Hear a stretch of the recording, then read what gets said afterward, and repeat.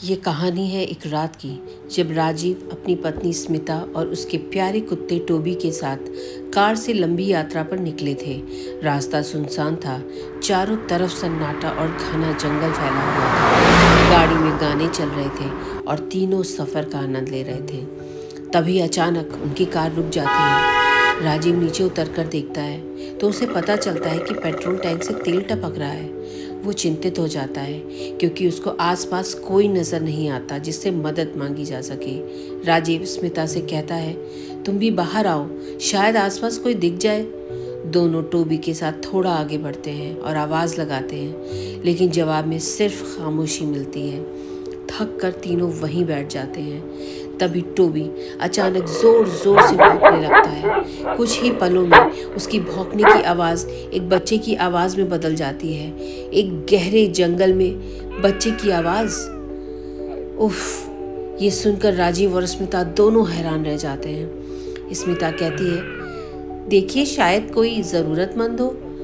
राजीव हिम्मत करके टोबी के साथ आवाज़ की दिशा में बढ़ता है।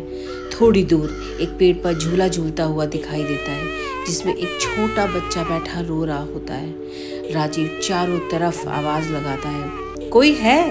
अरे भाई, ये बच्चा किसका है? लेकिन कोई जवाब नहीं आता। वो बच्चे को उठाकर स्मिता के पास ले आता है। जैसे ही स्मिता उस बच्चे को देखती है, उसका चेहरा सफ़ेद पड़ जाता है। वो डरकर कहती है, राजीव, बच्चे के पैर ज़मीन से टकरा रहा है। ये सुनते ही राजीव डर के मारे उस बच्चे को ज़मीन पर छोड़ देता है और दोनों भागते हुए कार में लौट जाते हैं। टोबी भी उनके पीछे पीछे आता है। कार के अंदर बैठते ही फिर से बच्चे की रोने की आवाज़ सुनाई देती है। वो पीछे मुड़कर देखते हैं, वही बच्चा उसकी पिछली सीट पर बैठा होता है। वे जल्दी से कार के दरवाजे खोलने की कोशिश करते हैं, लेकिन लॉक हो जाता है। तीनों बहुत ज़्यादा डर जाते हैं और स्मिता बेहोश हो जाती है। राजीव ज़ोर ज़ोर से दरवाजे पर लात मारता है और दरवाज़ा खुल जाता है। वो बाहर भागकर स्मिता को होश में लाने की कोशिश करता है। धीरे धीरे स्मिता होश में तो आ जाती है और दोनों कार से बाहर आकर एक दूसरे से लिपट जाते हैं। पीछे मुड़कर देखने पर उन्हें पता चलता है अब कार की पिछली सीट खाली है। बच्चा गायब हो चुका है। दोनों समझ जाते हैं कि ये किसी बुरी आत्मा का काम है। तभी दूर से एक कार आती दिखाई देती है।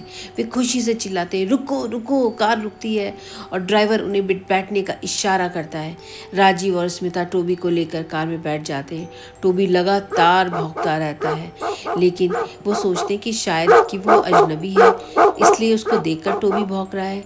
जैसे ही कार कुछ दूरी पर पहुंचती है, ड्राइवर चश्मा उतारता है और मुस्कुराकर कहता है, कोई बात नहीं।